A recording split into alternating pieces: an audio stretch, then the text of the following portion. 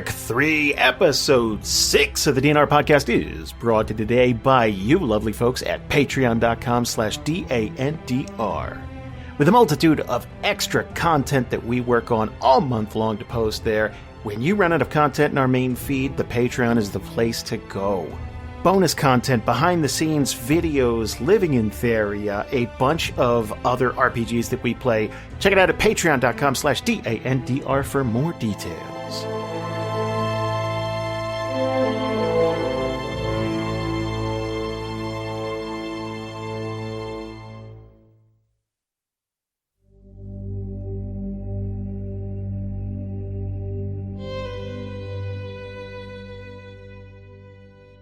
Previously for Group B.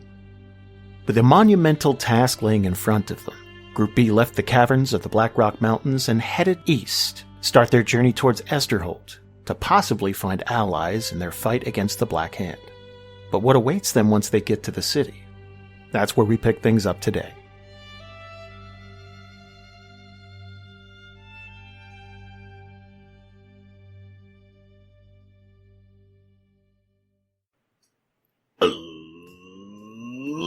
Let's do that thing where we go around the table and introduce ourselves. I'm Jason, I'm the Dungeon Master. Going around the table, starting with Jamie. Hi, I'm Jamie. I play Tatiyana, the human rogue. And Karen. Hi, I'm Karen, and I play Kallie, the elven druid. And Alex. Hey, I'm Alex, and I play Braylon, the halfling bard. And Valerie. Hi, I'm Valerie, and I play Elena, the human fighter. And Jamieson. Hey, I'm Jamieson. I play Larg, the half-orc paladin. And last and certainly not least is Ian. Hey, I'm Ian. I play Kalden Halek, the half-elf sorcerer, baby. So we got a little distracted last time on our way to Esterholt, like immediately. Like, you left the cave, started down the mountain, and immediately ran into some bushes. So... Literally saw shinies. That's so like the group of magpies that you are, you... Human magpies. But okay, here's the thing. As detours go, I would say that paid off pretty handsomely. The problem is now we're just going to go on every detour. That's what gets you killed. Eventually you gotta call it quits. But... you guys found the longsword of the Dwarven God. Ooh. How long had that been sitting there, do we know? I believe you guys... Yeah, it's been a long time. You guys did some background checks on it, and essentially there were some crazy-ass dwarves that were making stuff, and you get to reap the benefits of this now. So, who can wield a longsword? Me! It's mine. I don't think there's any question about this. Yeah, no, I just wanted to ask. Definitely not. I don't know. I think Kallie wants to try her hand at fighting. I mean, Kalden's got 2 arms now. I'm just saying. Oh, shit. Right. And one of them has the strength of a skeleton. Just dragging this big-ass sword. I bet you that sword weighs 2 Kaldens. So this thing is pretty much built like a traditional longsword, but it is silvered. So if you guys should ever get into a situation where you need some silver, it's better to have it than not have it, right? Mm-hmm. Yes. So this does come with some magical properties here. When you attack an object with this sword and hit, maximize your weapon damage dice to the target. So anytime you hit a thing, like a crate or a door, you're automatically going to do max damage. Ooh.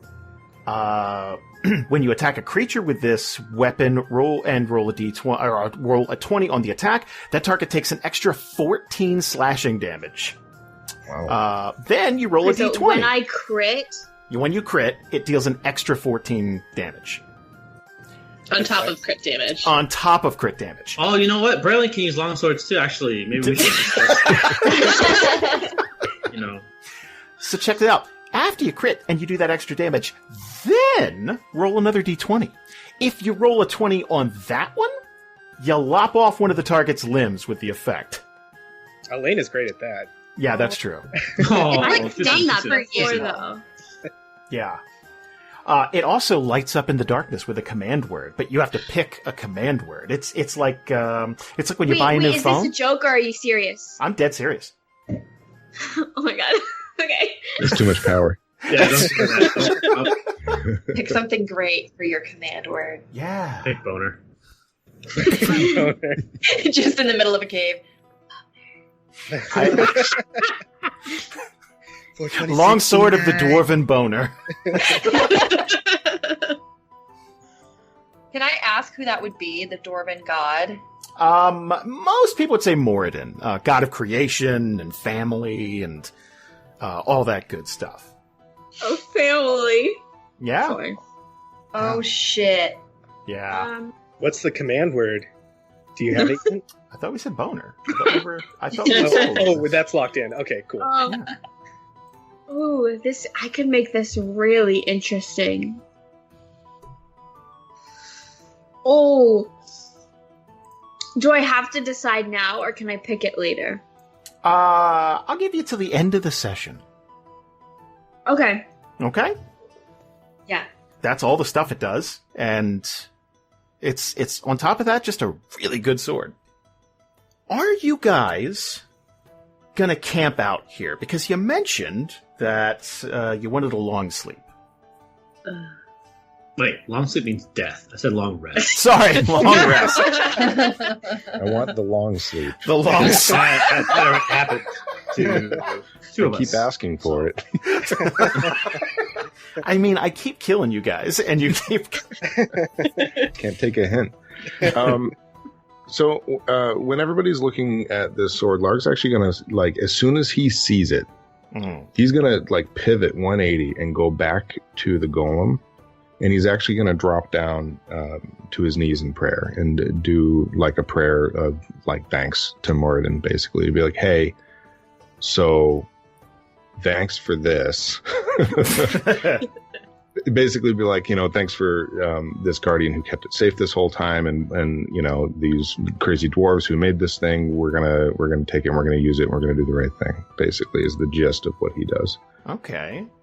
But I'd like to roll religion to see if I can make that connection. Oh, absolutely. Before you roll, is this a happenstance type of thing? Like, it's like, hey, we happened upon this and it worked out really well for us. Thanks. Or is this almost a destiny thing where you're like, oh, wow, this guardian kept it safe for this long just for us to find it, randomly? Kind of in the middle, kind of like, hey, thanks for putting this on our path type deal. Okay. So. Elena wants to join Larg, actually. If she sees, Larg obviously about to start to pray, she feels like she should too, but she's going to pray to, I guess, Moradin and Vecna? I mean, you could pray to the whole pantheon. Nothing's stopping you. Yeah, so she's gonna, think about Moradin and Vecna, and in her head, Elena's kind of the only one that wields a sword in this party, and so I feel like she feels like this was specifically for her. Ah, okay. Okay, I can see how you got there. And so she wants to thank them for that, because she hasn't had great luck recently. No, and we had a couple of responses from listeners that maybe you guys have it too good now. And What? Well, between the level up and the new arm and the sword and all this stuff, they're like, Did they hear? It's our glow up, baby. Like, I look at it as part of the montage, because Yeah. look, things are going to get worse before they get better. You're trying to take on the Black Hand, and you have a ways to go. So I look at it like it's peaks and valleys, man. You guys were in a valley, and you're at peek. So Turns and roundabouts. Started from the bottom. Now you're here. Now you're here. Yeah, nice. Give me a religion check, both Larg and Elena. Here we go. I don't religion. I don't. Well, that's an 8. And Who is God? Son of a bitch. Jesus. I mean, Elena did get the sword, so it kind of makes sense. I would say there's this feeling of justification in Elena's heart, where I picture her like taking a knee, and she's got the sword. Maybe she's like holding it as like a balancing thing on the ground, like that type of thing. Just like, real Braveheartish, and she's going to feel this. Almost as, to her, there's no way this couldn't be set up for you guys to get it. It's almost like Morden's looking down, it's like just giving you the okay sign, like just, this is totally for you. You did it, kid. And then he's gonna tussle your hair. The clouds part, sunbeam, a big hand. Tussle. So after we're done with that, Larg's gonna start prying the gems out of this thing. Thank God. Yeah, so you're going to have to break it apart here and there because the gems are almost molded into the stone. So you'd pretty much have to smash it a bunch. Yeah, which he doesn't feel bad about because he feels like those were left for them as well, because we broke and they know that. So yeah. Use every part of the animal. I get you. Yeah, exactly. Yeah. Callie's gonna ask Larg for the diamonds. He'll hesitate, but then he'll give them to him. Okay, well. Thanks. Okay. It's just for spells. It's not like a greedy thing. Okay, I need to say this out loud, not to interrupt. It was a gag last time. There's no diamond penis. Well, there's diamonds. That's fine, but it's not a penis. I wasn't thinking that it was real. Okay, thanks for clarifying. I feel like that was like the main listener takeaway from that. I do. Yes, it was. I just wanted to make sure that. Yeah. No. So whatever gems are in it, diamonds, whatever. I feel like at least Larg feels justified in taking them as though, just like the sword, they were left for us. Let me ask you a question. Do you have tools to break up stone? I have a hammer, and I will find something else to chisel it out. Don't we have this climbing things? The however you say it, the pitons. Pitons? Yeah. Croutons. Yes, the croutons. Can we use those as a chisel? I don't see why not. I will snap the point off of one of my javelins and use it like a chisel with my hammer. Let's say you get the what I'm getting at is are any of you, do you have carpenter's tools? Or are you proficient with any of that? Because I'm going to have you roll for this to see how effective this is. If somebody who is proficient wants to come help, otherwise Larg's just going to chip at this shit until it breaks. So I don't think any of us are. Yeah, I don't think I'm proficient with any tools. I mean, I have a crowbar. That would work. That would much probably easier than what he's trying to do. I also feel like the second people start going for the gems, Tatiyana will dive into that. Right? Well, let me offer you some assistance here, bud. And Tatiyana would grab her crowbar, because of course she has a crowbar, and we'll try to help. So I guess assist? Yes, so roll with advantage here. Roll a if you're rolling and you have some sort of proficiency with your tools, do that. If not, just give me a raw strength check. Raw strength. Okay. Well, that was 1. Yeah. And we'll go with the first one. Yeah, 16. we'll go with that first one. 16. So, yeah, you're smashing this up pretty good. It's taking a while because there's gemstones all over it. And at the end of this, you're going to walk away with a pretty decent haul. You're probably going to want to clean these up a little bit because there's bits of rock. So you're going to either file it down or kind of give them light taps to get the bits of debris off there. Callie's taking 2 diamonds away. These are nice diamonds, though. They're sizable. And you're going to get a bunch. You know what? On a scale of 1 to 10, let's see how rare these gemstones are. Give me a flat D10. Is that me? Yeah, you chiseled them out of there. Go ahead. 8. Oh, that was almost a 2. These gemstones are worth quite a bit. So it's a physical item, so you're probably going to have to negotiate. But Esterholt might be a good place to do that because, not to stereotype, but you're kind of going to a real country club city. So Larg just literally dumps them into Tatiyana's hands. Like, I don't know, see how much we can get for these. Tatiyana looks up at Tatiyana with tears in her eyes. Wait, what? She looks at herself? Oh, I'm sorry, at Larg. With tears in her eyes. And just pure joy. And she'll whisper, "Thank you." She wanted to go shopping anyway, so. He does a double take because he didn't think it would have that effect. So he kind of yeah, okay, all right. Again, goes back to what he was doing. Oh my god, so we're going to get back to that in just a little bit. Now, well, actually, is Tatiyana good at, pricing items like that?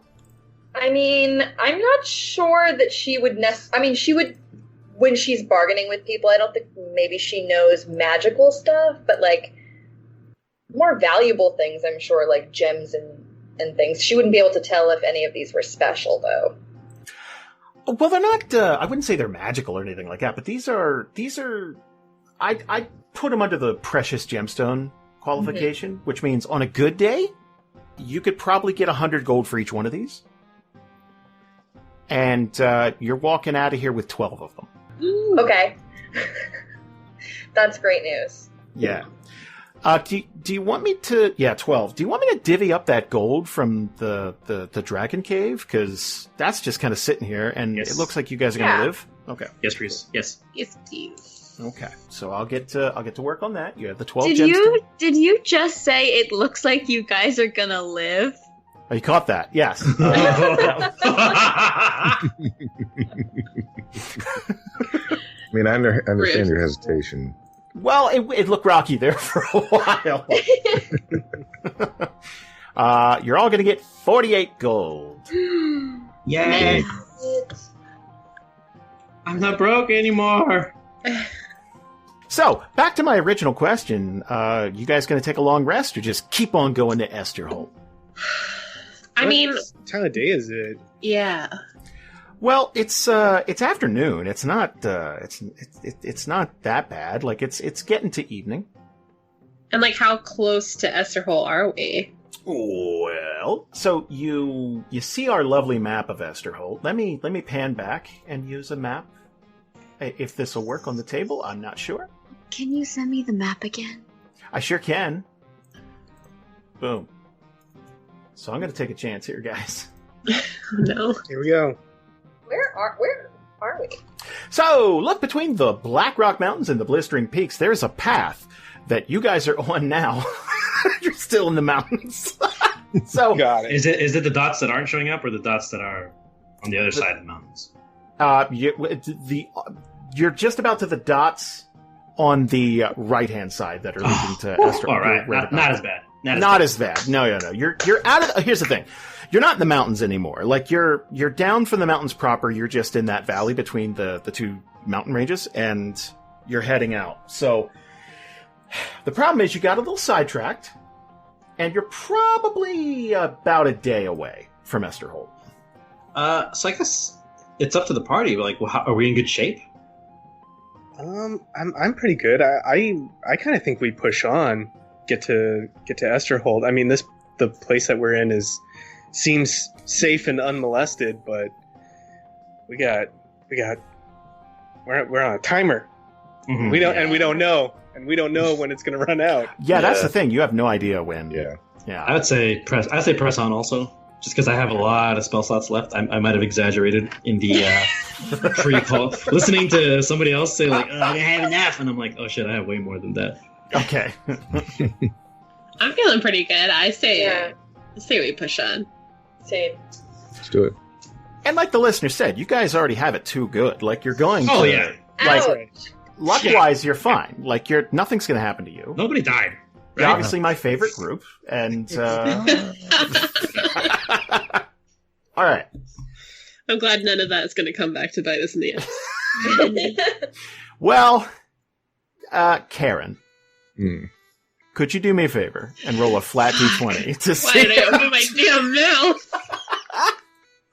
Here we go. You got this. Hey, I'm you so do nervous. you do have inspiration. Wait, can I I'm just re-roll saying. it with the inspiration? You sure can, because that's a 7. If I roll lower, do I have to take the lower number? No. Okay. Good. Well, that's a 4. As it Well- is written in heaven, so shall it be on earth. Peaks and What was that valleys, about? everyone. Peaks and valleys. Okay, well, boy, you called that real hard. Okay, so I'm sorry you used your inspiration. Honestly, it was burning a hole in my pocket. Like, just That's you got it in one. You got it one session ago. Like it was. All right. Well, let's start the march, everybody. So, you guys are going to start to get to the point where the big rocky walls are going to start to dissipate a little bit. You're going to get to a point where it's going to start to open up, and you can see much more sky now. And there's an actual path in front of you. It's a kind of a cruddy dirt path, but it's clear right in front of you. It's winding, and you can see there's bits where you could see the ocean in the far distance. There's some hilltops and stuff that you're going to be climbing, so you can see the city. It's there. It's about a day's hike, though. It's going to be a while. Now, you rolled a 7. And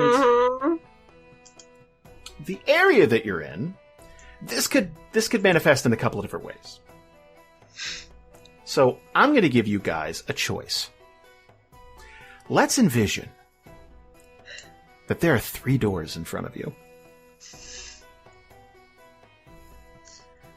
I would like, as a group, you guys to pick door 1, 2, or 3.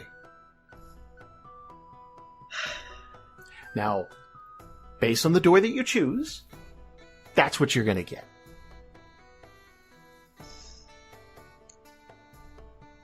What do the doors look like? what colors are the doors? This is the rest of the session. Wait, are they all like equal in like badness, or is like one better than another? Well, a 7 isn't terrible, right?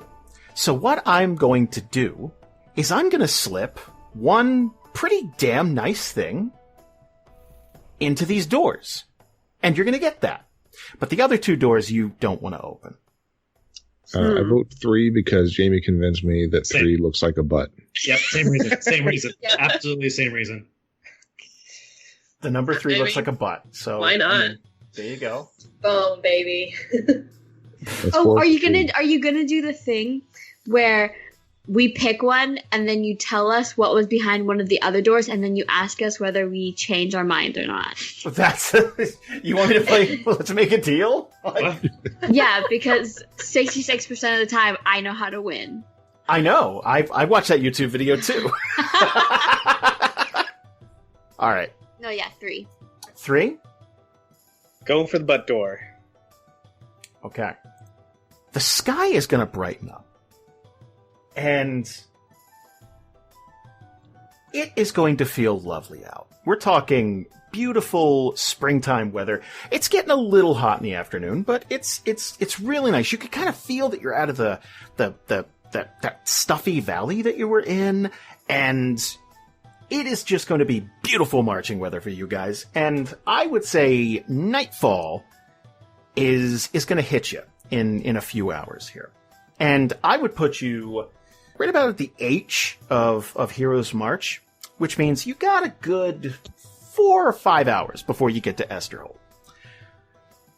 Now, do you want to press on, or do you want to stop and camp for the night? Ooh. Is anybody starting to look tired? Because I assume that me and Braylon don't.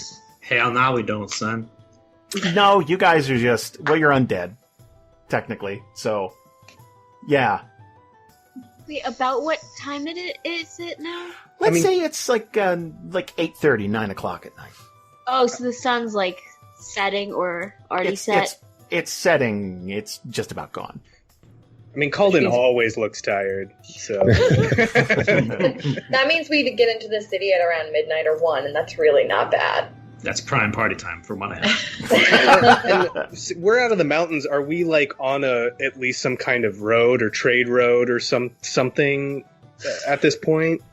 Yeah, you're on a path. The path from the mountains isn't as well worn as the typical one people take from the south coming up from Odyssia, or from the east coming from Fairbay. But yeah, I mean, it's definitely way better than when you were just schlepping around in the mountains. Yeah, so we're not like stumbling in the dark over rocks and up and down hills and stuff, right? Exactly. Okay. Well, we can see the city from here. I can see warm lights. I say we keep going, unless anyone needs a break. I say keep going too. Okay, Keep going. Yeah, it's not like keep All going. right, keep going. All right, Yeah, let's do I'd it. like to sleep in a bed tonight. Oh, that would be nice, wouldn't it? Jason, what's the rules for exhaustion in Theria? I don't think we've ever done this before. Well, they're pretty much like they are in the book. I didn't reinvent the wheel when it comes to that, so you're pushing beyond the normal 8 to 12 hour day for an adventurer, so you're gonna be getting into one level of exhaustion territory. Okay. Which isn't the end of the world. 3 hours are gonna go by.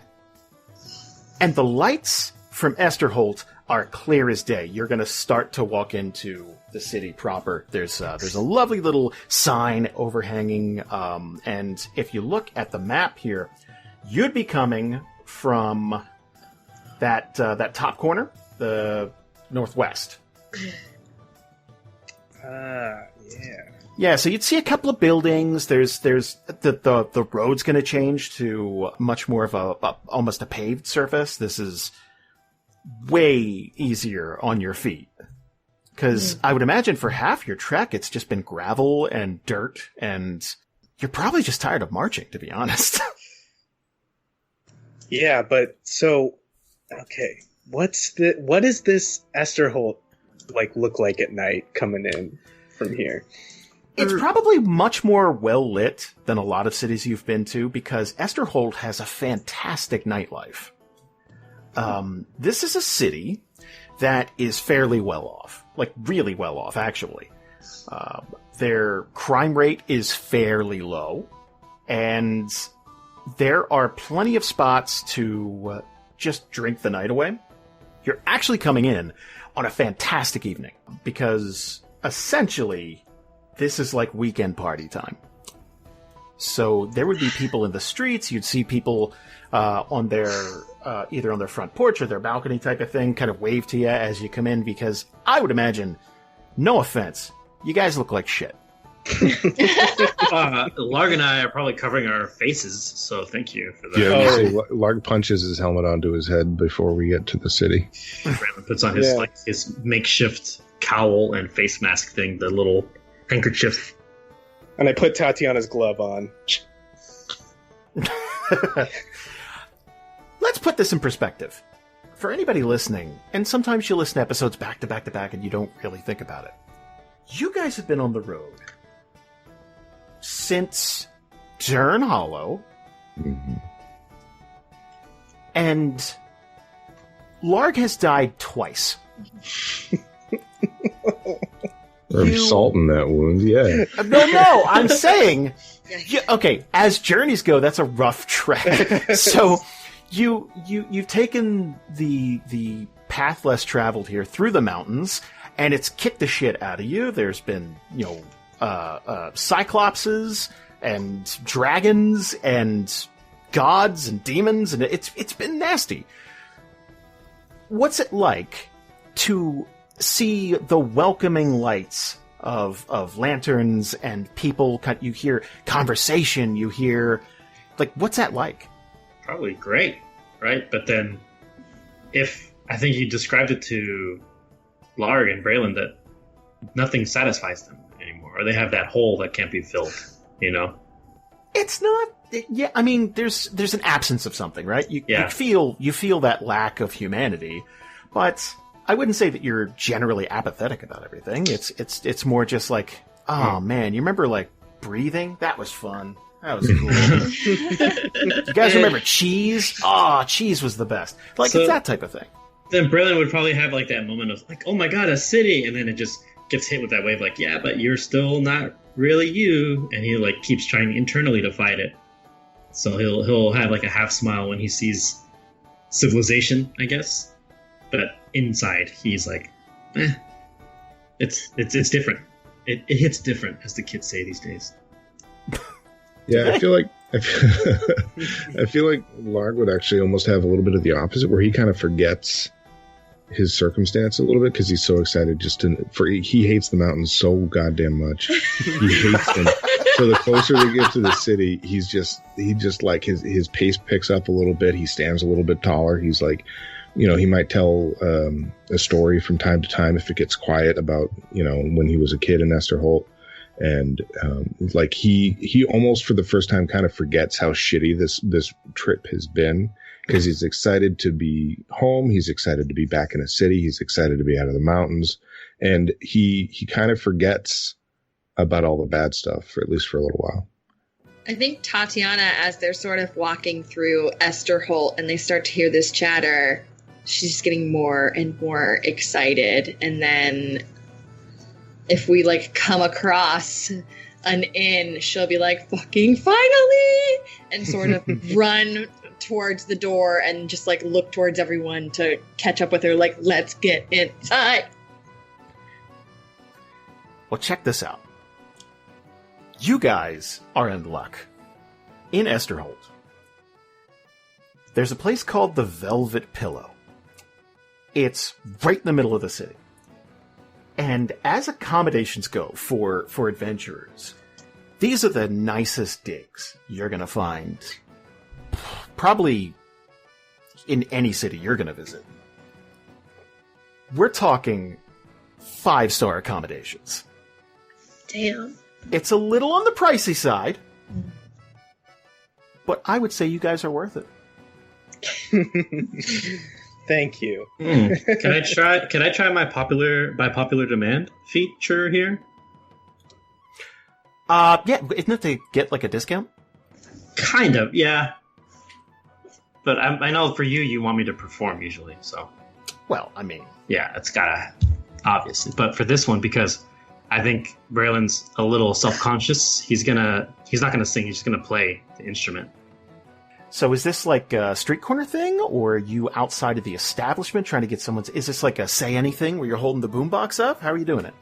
No, I think if we got in there first, I mean, as everyone... I assume we're all going into this place, right? Mm-hmm. Okay. Mm-hmm. So if we go in, then Braylon would move towards like the proprietor or like a barkeep, and with the mask still on his face, try and tell them like, hey, I'm a bard. I usually charge money for playing, but I'd like to try and play for a discount on the room because me and my buddies are going to try and stay here. It's been a long trip, kind of not put on the sob story too much, but like just give them the basics. Hey, I'm a bard. I got friends. I exchange services for discount on the room. Okay. Give me a little performance check. Let's see what you got. Because there is a lovely dwarf. Her name is Marla. And she is going to be the one sizing you up when you walk into this place. To give you a little color. You guys are going to walk into this place, and there is beautiful red and gold fabric everywhere. There's this big, puffy couch, one of those big L-shaped couches that wraps around a fireplace. There's a beautiful, huge fireplace sitting in the middle here that is roaring when you guys get in, because there's a chill to the night air this time of year. It's not really sweaty yet, and you guys are fairly close to the ocean, so there's a nice breeze coming in. The smell of this joint is so fucking nice. Like there's baked goods somewhere on the premises. Like, you walk in, it's like, there's like cinnamon rolls, and it's fucking like 1 o'clock in the morning. Like, who's making cinnamon rolls? They're just baking cookies, like 24/7. Yeah, just to make the smell. There's a scented candle somewhere. Oh, yeah, man. magic scented candle. All right. So you walk in, and Marla's gonna greet you, and she's a little bit older. Well, howdy. And she's kind of watching you guys pour in, and she's looking you all up and down. Wow. You all look like shit. You should have seen the other guy. And you could tell she's standing on like an apple crate or something back there, because she would be level with this counter here. And she's leaning over to get a better look at your boots and all that stuff. Well. Wow. She's really just assessing you. Sorry, I'm being rude, but I really hope you're staying here tonight so we can clean you up. How much? She's gonna look at everybody. I want you to give me a charisma check, Tatiyana. Just give me a charisma check. Just like, you're walking in, and it's clear that you have had a rough time on the road. And Marla is an understanding person. She's kind of a caring woman, but she takes no shit. So what I want to see is if she's going to not take pity, but if she's going to work with you guys a little bit, or look, we all got to eat, pay up. Right. Okay. There we go. It's like, why isn't it rolling?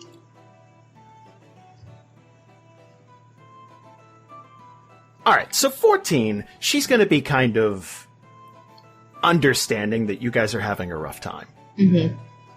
Well, I'm sure we can work out something, but how many rooms are you going to need? How long are you staying?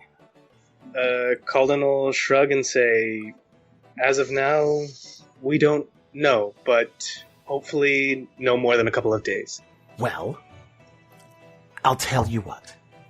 I happen to have 2 rooms available that should be just fine for the 6 of you.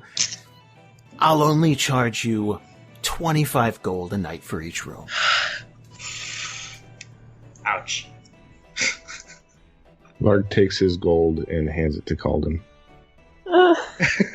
Just like he's standing in the back with his helmet on, like, and just hands his money right over to Kalden without a word.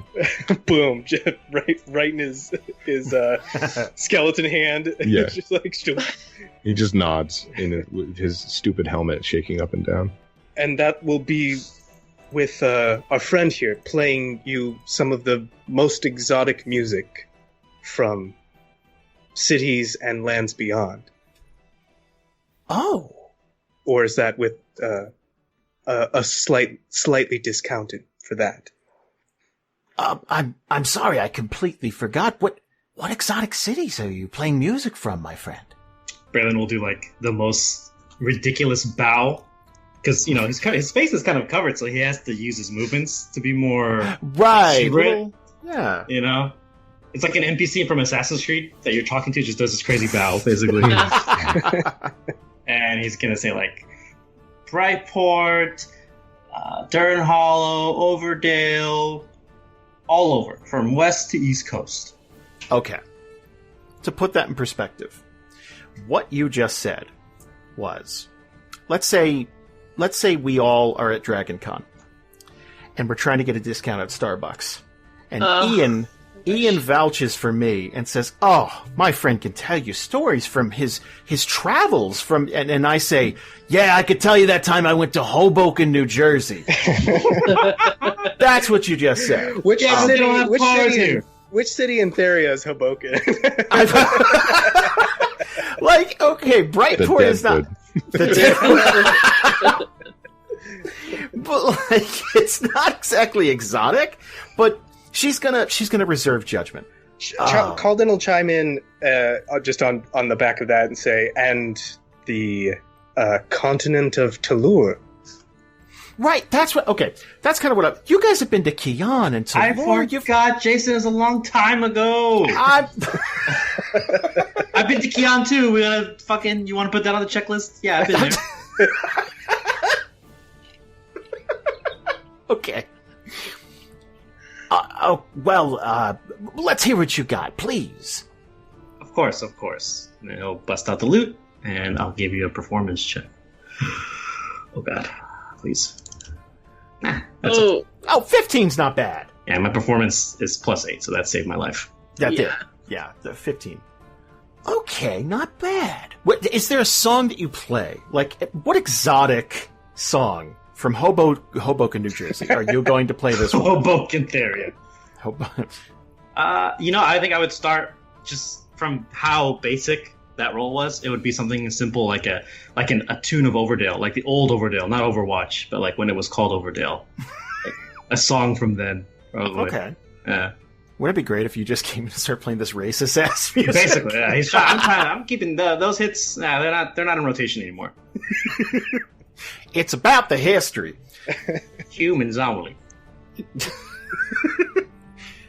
All right. Well, if you're willing to play a few songs a night, I can shave 7 gold off for each room. Perfect. We'll take it. I look at everyone. Boys in one, girls in the other. Is that fine with everyone? Sounds like a plan. I take Larg's gold and put down for 2 nights. So 2 rooms, 2. Wow, we're all shitty at math. I just heard it in the call. Yep. You ever? Well, that's what I was wondering. Was the 7 gold off per night or off total? I'd say per night, because I mean, Braylon's performing per night. Yeah. I'm working. It's I'm working 36 for us, a night. guys. That sounds right. Sure. 36 a night. Yeah. So Well, I actually 72 for said 2 the nights. word "duh" as I failed to. Yeah, that's fine. So let's subtract that. So how much was it? Well, it's 36 a night. Were you doing 2 nights? Yes. So 72. Larg, do you have that much gold? Holy shit. I have however much I was given from the Dragon Horde. I just handed 48. it all over. Oh, So okay. no. So no. I put the bag on the counter and I put the whatever remaining we'd need from my gold on it, and I say we'll settle it all up later. For now, we'll just the rooms for now. Okay. And what is that? Are those cookies I smell? Are those complimentary or? It's like Starbucks again. They're wonderful. Well, I do like to make fresh baked breads and rolls, and I have a special icing that I use, but, well, I usually charge for them, but I'll tell you what, I'll bring a tray to each room and help you get settled in. Kalden winks at her, and he's filthy and smelly, and he leans in with his good arm and winks, and he's like, "I've got a special icing too," and he just plays a little ice in his hand. Got it. Okay. Okay. Yeah. That's where that was going. Thank God. Yeah, mine's out at the gutter. I listened to your voice say the thing. But I manipulated it in my head. It's like, I have a special icing too. I don't know why. You're a nice man. You were saying nice things, and I tainted it, and I don't know why. Oh, I'm gonna taint him too. That's why, right there. There you go. Okay, yeah. Okay, yeah, no. All right. Okay. So she's going to introduce herself formally. My name's Marla. If you need anything at all, this is the best inn in all of Esterholt, and I'll prove it. All right. Okay. The way she punches that last sentence, like, I'll fight a motherfucker if they disagree, like that type of thing. Like, her hospitality is like mandatory. Yeah, like it's yeah. That's dwarven hospitality. We are excited to see that. So she's going to fish 2 keys out from the back, and she's going to point down the hall. Your rooms are down the hall to the right. There's a bathing room all the way at the end of the hall. If you need the cleaning service, please let me know. It's an extra 5 gold per room, but we will scrape this grime. And she kind of says it like she's a little disgusted with you, just a little bit. This grime off of your clothing and armor, and hopefully we could get some of the smell off of you all. Larg full on just smells his pit right there. Just like just shrugs. Seems alright to me. We've become nose deaf to it. Yeah, that's you don't smell your own brand. That's got to be one of the worst things about the adventuring life. Because, look, we were walking around Atlanta, and I know, every single one of us walked past another person at that con is like, oh man, like, at least once. Can you imagine walking for days? Like, trekking through swamps and mountains, and you're covered in blood and shit and whatever. Like, just, can you imagine? Like, ugh. Mm-hmm. Musky. So, you're free to get settled in. I would imagine we're gonna give you a long rest. You're gonna get baths. You're gonna get some cinnamon rolls. So, what happens to the undead when they shower? I was just gonna ask that. Like, are you sloughing off? Like, no. New to me. No. Let's look. You're not zombies. Okay, good. You're only mostly dead. Have fun storming the castle. So, yeah, you're fine. You're just kind of like cold and gray, and you look really, really, really ill. But you're not. Yeah, you're not, like, parts of you aren't going to fall off and stuff. You're fine. That was what I was worried about. So Braylon will wait to bathe. He'll do that thing that, like, freshmen do in the dorms where they wait, like, hey, no one's in the shower. Okay, go. And he goes in there really fast and takes a quick shower or bath and then gets out as fast as possible. Because he's never been in the situation where he's like, oh my god, I look like a monster. A real monster now. Real monsters. Favorite cartoon. Let's give you guys a long rest. Woo! So what's our plan? Do we just want to roll up? Do we just want to roll up into the temple and see, like, first thing? Yeah, I think that was the plan with Largs. That was like the main Larg charge, right? What are we doing here again?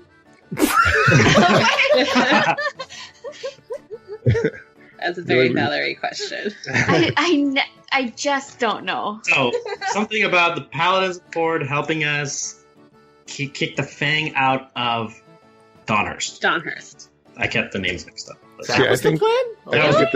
I think at this point, like, because of the God Quest, I think we're asking the Paladin's Accord to help us in Brightport That's right. instead. Yeah, That kind of saving the world supersedes saving the city. So yeah, that's right. Yeah. And then we'll go do Dawnhurst on the return trip, like a victory lap. Another group's dealing with Dawnhurst. That's someone else's problem now. And the bell, right? Jamieson, the bell. We're gonna go try to find the Cult of Vecna too. Right. Oh yeah, but we're not telling them that we're like into it because they might be crazy. See if they're cool first, yeah. Wow. Yes, they're gonna sacrifice us like the Ewoks. And I would love to go to a store because I need arrows and I need to hawk these gems and shit so that we can find travel. I'm going. Yeah. We gotta see if we can get transportation to the Blacktip Forest too. Mm-hmm. Right. Oh yeah. So let's hit Temple Accord first, Cult of Vecna next, and then we'll do some shopping and some. And then teacups at the end of the night, and then Thunder Mountain right before we leave. What's the line situation? Do we want to get like early bird access? Yeah, fast passes. Yeah, we need fast passes for the temple. Well, it's just buy 2 because then we can just trade them off. And everybody remember to bring like food in a fanny pack or something because it's way overpriced and it's bad. And I'm actually Are they going to let us bring outside food in though? Well, we can hide it in the. We just hide it in the stroller. They don't take the babies out. Put me with the food in the stroller. They're not going to check. I'm literally curious to see how long this joke goes. I'm willing to sit here. I think we're done. I think we're done. Okay. Oh, I need a vacation from this vacation. Negative 10 hit points. Oh, God. From your total. I'm not giving you... No, just yeah. God, trade us.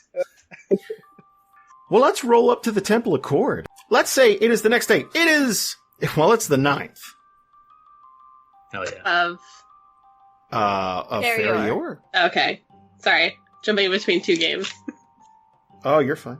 Where is the Temple of Cord? Or is it one of these things that's listed here, or is it? It sure is. The Temple of Courage.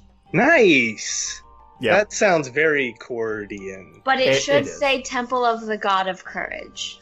Yeah. We'll get into that later because Okay. we can't use wizards words, and we'll get super sued. So, I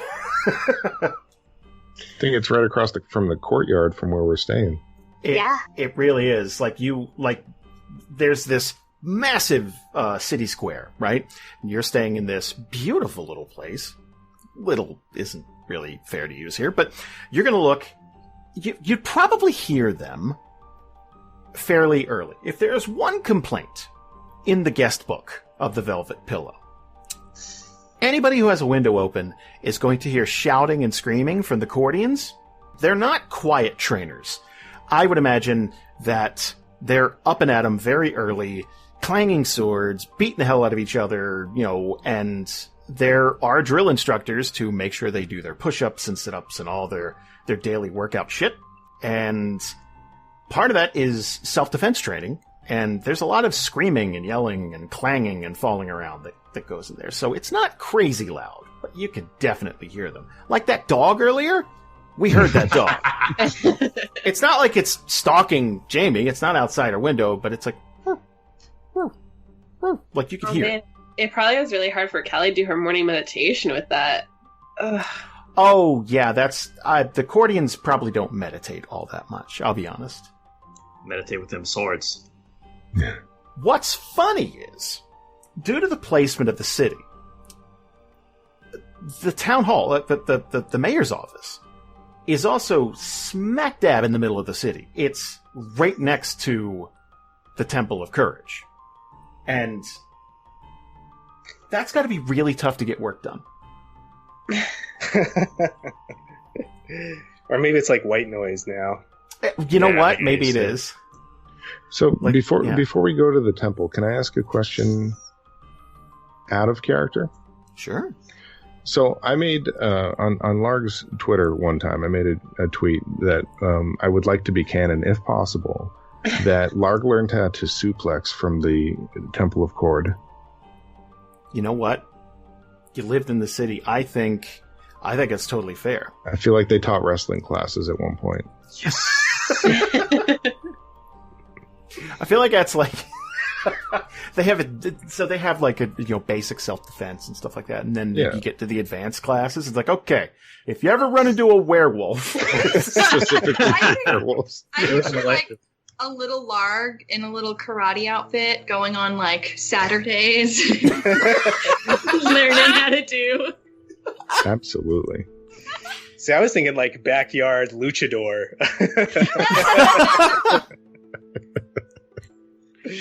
Both are acceptable. at the same time, actually. Yeah. With a gi and a luchador mask. You know what? Do me a favor. Mm-hmm. Give me a flat D20. All right. 14. So, here's how I picture it. Theria has a problem with orphans. I can't imagine why. But Esterholt has the largest shelter for children in the world. This has just become a haven. It's a nice place. It's fairly quiet, and there's money in the budget basically for this huge orphanage. They don't even call it an orphanage. It's a shelter. And they have a pretty decent adoption rate, but there are a lot of kids that just end up, growing up there. And ever since Jadzia took over, there's been a real premium put on funding for this place and teaching these kids a trade. I would imagine before that it was just like, look, let's just keep them fed and alive and safe. And now there's a lot of premium being put on. Oh, well, let's make sure they have a future when they outgrow the system and they can go do something. But back when Larg was living there, obviously this wasn't the case. It was a completely different leadership. I don't think that mayor really cared all that much, for that. It was more of a crime focus. Mm-hmm. But I would imagine with a 14, they probably taught classes. The Cordians, at the very least, would teach like self-defense stuff, or probably try to rope people into the whole life of Cord thing. And I would imagine Craig himself probably took a shine to kids, because that's the kind of guy he was. And maybe probably pulled little Larg aside. It's like, all right, probably not for werewolves. He probably wouldn't advise this for attacking werewolves, but getting behind an opponent and just German suplexing them over your head, like that's how you want to do it. It's called an Esterholt suplex here. Yes. All right, I accept this as canon. Okay. It's not the silliest thing we've introduced to canon. No, absolutely in the not. last year. So that's and he'll actually tell that story as they're walking across the courtyard too, being like, "Yeah, it was this guy Craig. He showed me this cool move." He'll like grab Braylon and like pretend to do it. It's like, you remember? Yeah, put me down. Well, anyway, this guy who showed me. Hopefully he's still there. You actually, we know Craig. You met Craig, didn't you? I saved his life. That's right. Yeah, I know Craig. That's We'll be all happy about it. That's really weird. Please don't ask how he is. We're gonna ask. Spoiler alert. Yes, so I guess, Larg's not going to take the lead because he still looks the way he does, so he's going to let somebody else take the lead, but he's really excited. Do you still have your helmet down? Yeah, helmet's on. Yeah, he's okay. All geared up. All right, so you're walking around the city in full garb.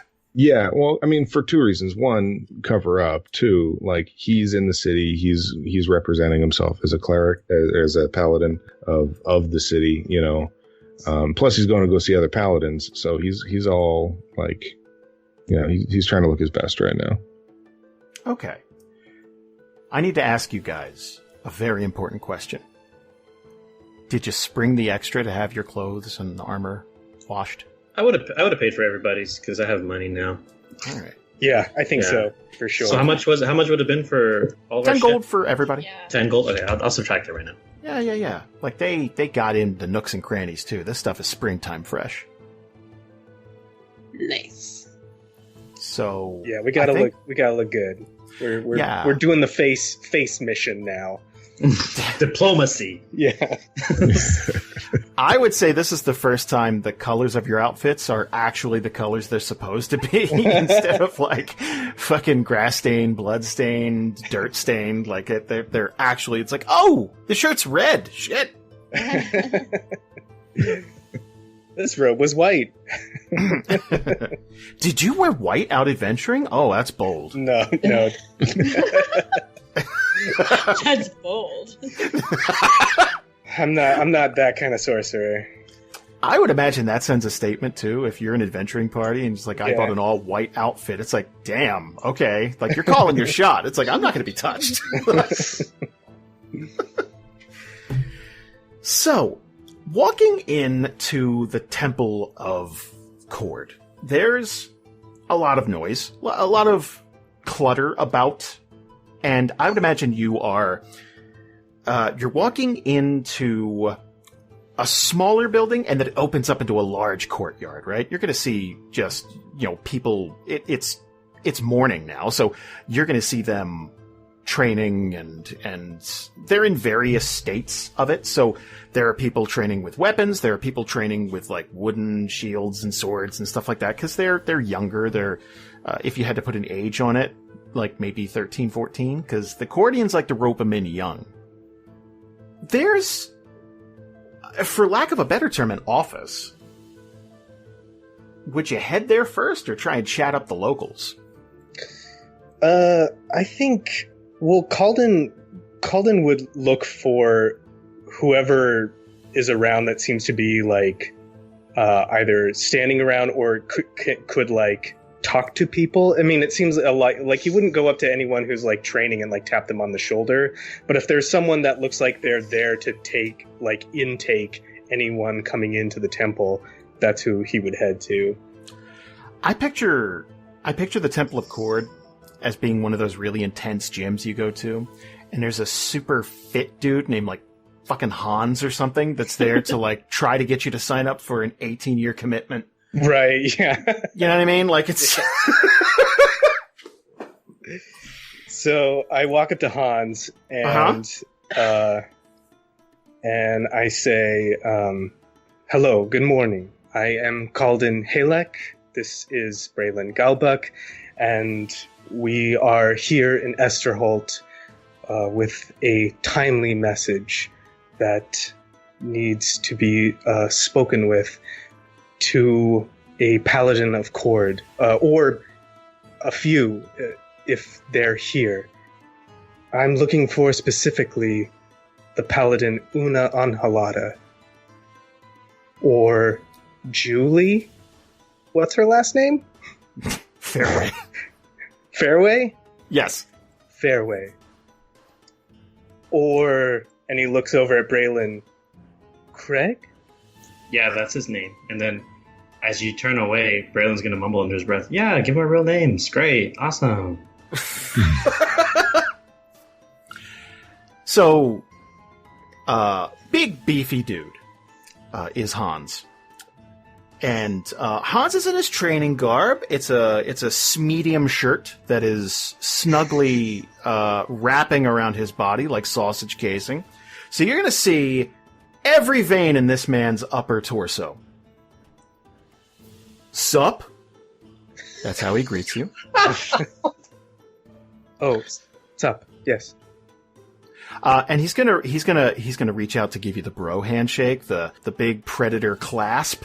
And then he pulls you in, and he dwarfs Kalden's body. Like, it's not fair. Like, and he's gonna kind of clasp you on the back, give you the 2 pats, and then let go. I'm Hans. I'm an 8-year trainee with the temple. I could show you around. Are you thinking about joining with us? In a sense, yes. But just showing us to any one of those paladins will be fine. Thank you, Hans.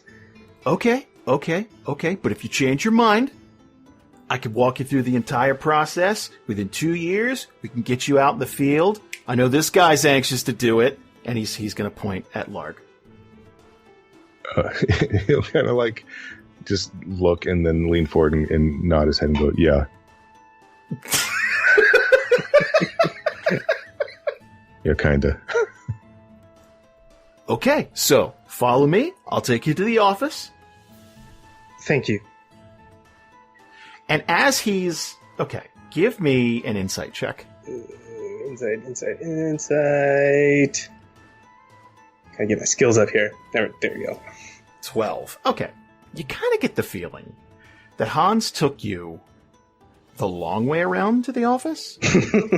And as you're walking, he's gonna tell you all about the facility and how cutting edge the training equipment is, and how, he's clearly trying to sell to you. I guess I'll bite. What kind of bonus is there for bringing, a couple of friends in as well?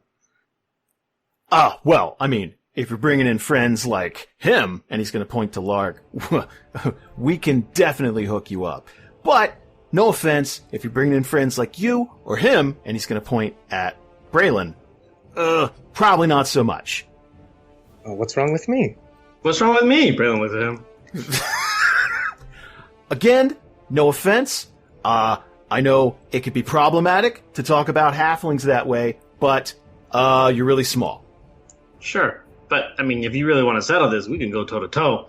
And he's looking at the rest of his party like, I'm not afraid. It's going to be very irrational. I mean, I've killed things bigger than you. Put his hands on his shoulders, pick him up, and, like, pivot him to the side. No, turn me around! Turn me around! Look, he's holding me back. Sorry. All I'm saying, Hans, is strength doesn't just come in the form of physical prowess. I'm not saying that it does. I'm just saying there are benefits to the superior training we offer here at the temple. It sounded like Jamie was going to say something. Oh no, I was just going to ask a question. No, please. Since he's giving us the tour, Tatiyana sort of wants to scope out all of these trainees, and I want to see if there's any standouts. Like, we're asking for their help. I want to see, like, okay, who do we really want with us? Who's, like, the strongest over here? Who's doing cool stuff? You know what? Give me a perception check. Okay. Scope the place out of them. Well, this might not go very well. No. No. Oh, wow. Well, that's a 4. I'm just like, man, all these guys suck. Yeah. Dead ass, though. Yeah. He's also wearing shorts that are far too small for him. This is training gear, though. I would say I don't know if anyone would stand out necessarily, but you could definitely tell that there are different classes of... You could tell that there are people who have been here much longer. They're not dressed in full suits of armor and stuff, but you could tell that they're definitely fit, and they're down for the cause. Like, they're all about Cord. So that's something. So Hans is going to eventually take you to this office area that's a lot quieter than the courtyard, at least. And there are 2 women back here that essentially run the temple together. You ready? Yeah, buddy. Okay. So. Okay, is there anything I should know really quickly before jumping into this? Any details that they will bring up that I should be familiar with that I do not know in real life? Well, check this out. Here's the beauty. They're about to drop about 3 years of details on you. Okay, perfect. And Una doesn't have to know any of it, which is cool. Excellent. Okay. I would think that Julie and Una have been probably concentrating on just making sure that these people would learn the same type of stuff that Craig would have taught them, while at the same time bestowing upon them some knowledge that they've picked up over the years. Because, I mean, between the 2 of them, they've seen some shit. Oh, also, I should let you know that while... I almost said Juna. Una and Julie... That's the couple. Not the worst celebrity couple name. While Una and Julie are running the Temple of Cord, Jadzi is the mayor. Yes. Valis is the captain of the guard. And Seraph pretty much keeps his ear to the ground on activity within the city. Which I would imagine is a slight sticking point for Julie and Una, just a little bit. Just the tiniest bit. Sure. That Seraph has been placed in a position of power in the city. I mean, yeah, he's a smart guy, but yeah, definitely. Yeah, there's a history there. There's a history there. So yeah, that pretty much catches you up on anything you might need to know that I can think of. Okay, perfect. So, I would say Una and Julie are going to... Yeah, they could be talking about anything back here, but... Kalden and Braylon are leading the way, you said? Mm-hmm. Unless did I get moved to the side or the back of the line because of my outburst? Yeah, you would have let go after a minute. Okay. Yeah, then I'm in the front with him. Hans would have patted you on the shoulder. It's like, I'm sorry, little buddy. Like that type of thing. Like he wasn't trying to... Oh, sure. Yeah, sure. And back of his head, I'm going to vicious mockery the fuck out of this guy's brain. Thunderclap. Oh, instantly, right here, inside. There we go. never. Julie would probably sit up, seeing you guys walk in, because, I mean, I don't imagine there's too many visitors from the old days. The old days being 2 years ago. Yeah, it's been a long time. It's been a minute. And for adventurers, that's an eternity, man. I mean, a hell of a lot can happen in a couple of years. You're still alive! That's the biggest thing. Yeah, in fact, Kalden will say that he'll reintroduce himself and say, Kalden Halek, we stood shoulder to shoulder in the fight at the Seal and at Kiev. It's good to see you alive. It's Kiev. I think Kiev is. Kiev is a real place. Yeah, that's a real place. We haven't been to Ukraine. No. Oh, yeah, I think our actual war is being fought there. Oh, sad. The Seal of Kien. Yeah. Sorry, I was just finishing this chicken Kien. It was very something else. Brain. Dude, she would definitely spin around too. Yeah, Julie would stand up immediately and just kind of give you like one of those firm handshakes and then kind of pull you in for a hug. Because it's kind of awkward, because obviously you guys don't talk, but at the same time, there's that camaraderie of you've been through some shit, right? Yeah, and like Kalden is like nervous at first, like he expects a handshake, and after Han's handshake, he's just like, a little, he's like even more off his kilter, but he like goes in to give the handshake, and when she pulls him in, he wasn't expecting this, but it's like actually nice. Like, it is good to see these people again. It is good to like see them alive, and he like returns the embrace and turns to Una to do the same. Yeah, Una would definitely shake hands and everything, and just yell at Hans, be like, "Get out of here, Hans! I hope you didn't give him a fucking pitch." Hans would give the that that look in your eyes, like, oh, and just kind of back away, like, because he gave him the pitch hard. Like, Brandon would look at him as he leaves and give him the eyes, like, yeah. I picture someone coming up with like that mountain of paperwork you got to fill out, and he's like, no, shut up, like, just.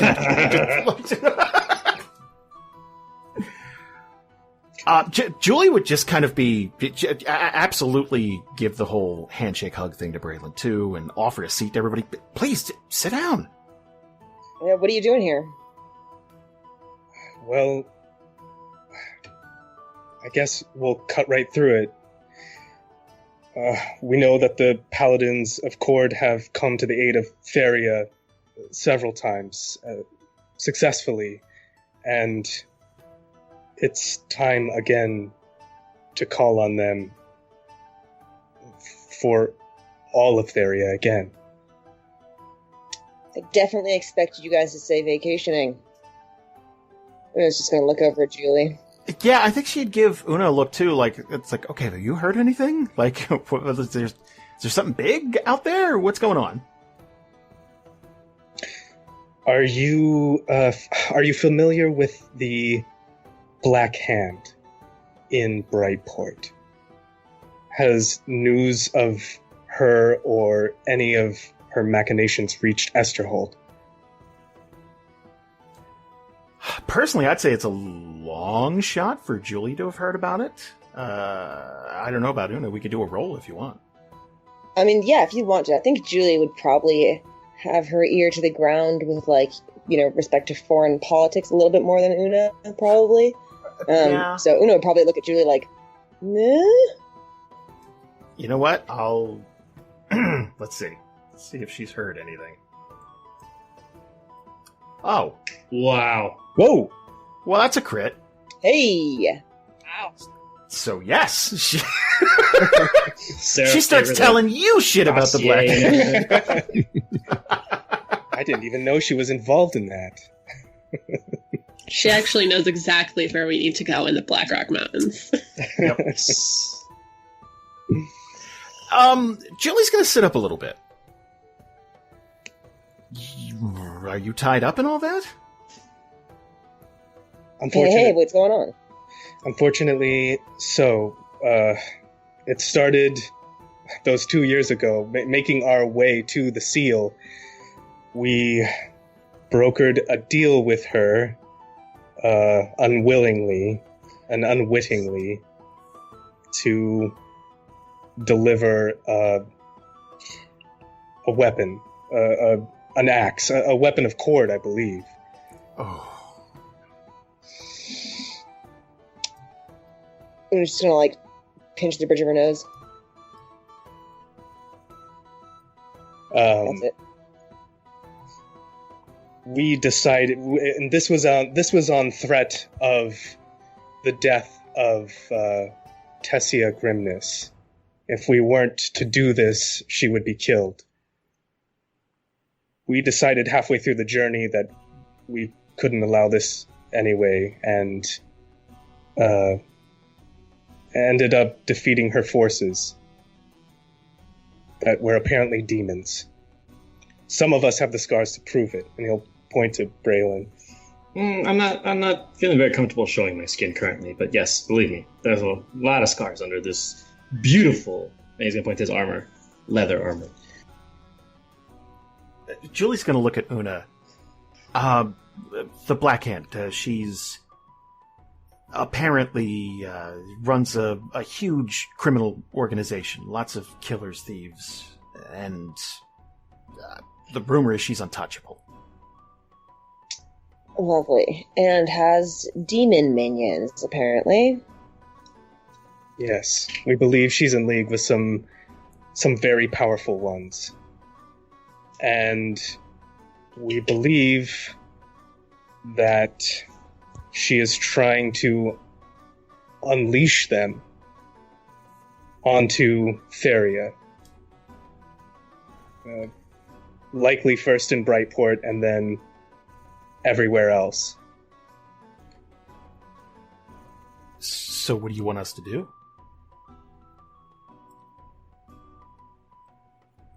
No offense, we can't just march into Brightport and take over. Brandon's going to interrupt. Why not? And she's going to kind of... Yeah, Una's going to look at her well, wait, maybe we...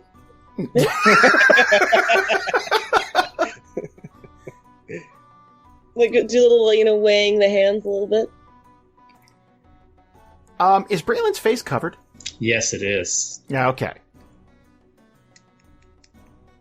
Well, I understand, but this is no ordinary request. Certainly not from just the few of us, or even from anyone benefiting from your help of just marching in. This comes from the words of Vecna himself. And we believe in league with some of the other gods as well. And he gestures to Larg, in his Arathis gear.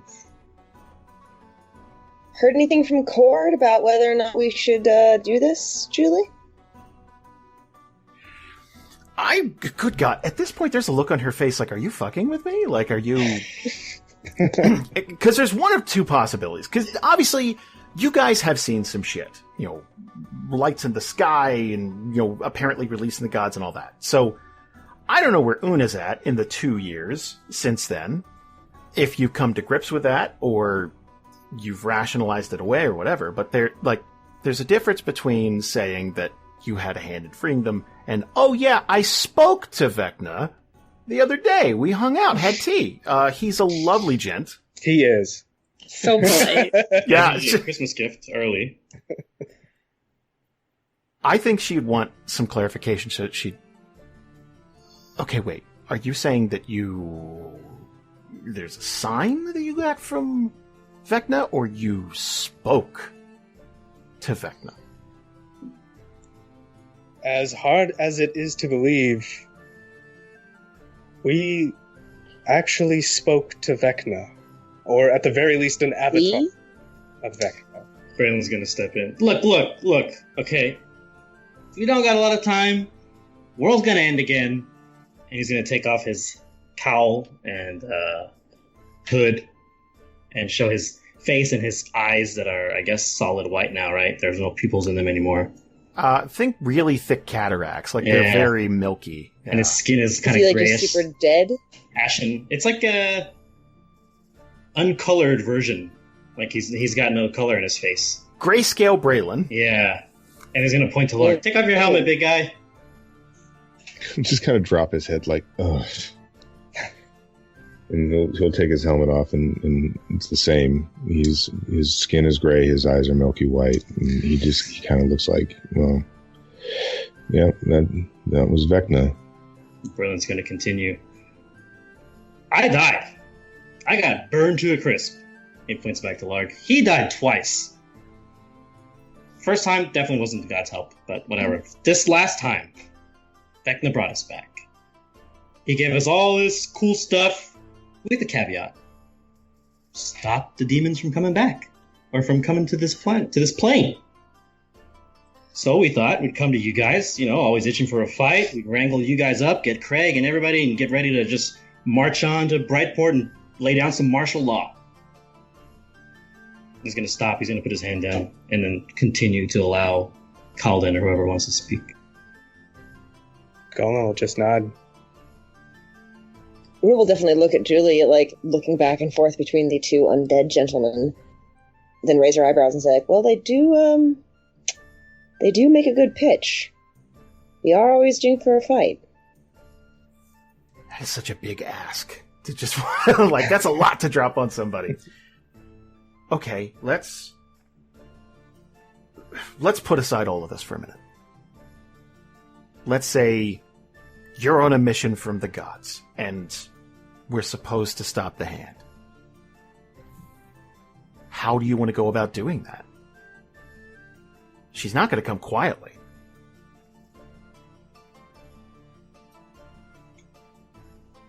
I think that's why they need us, sister. We don't really do quietly. Right, but it's not like we have a ton of jurisdiction in Brightport. Jurisdiction's jurisdiction. I mean,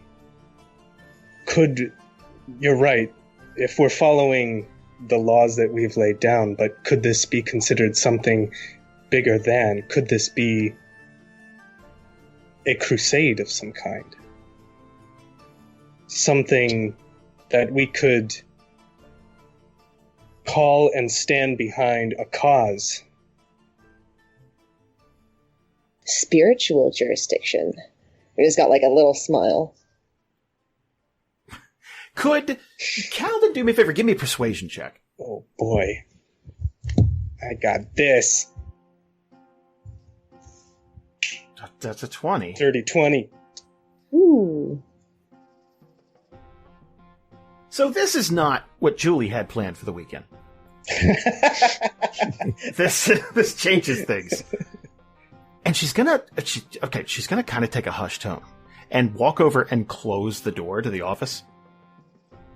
What's everyone else doing? Like, is everyone like seated, or are we all like pacing in this small room? Is there anyone else? I think we gave them like motion for them to sit. I think. Yeah, but I don't know if anybody took it. Oh yeah, I would say I sat.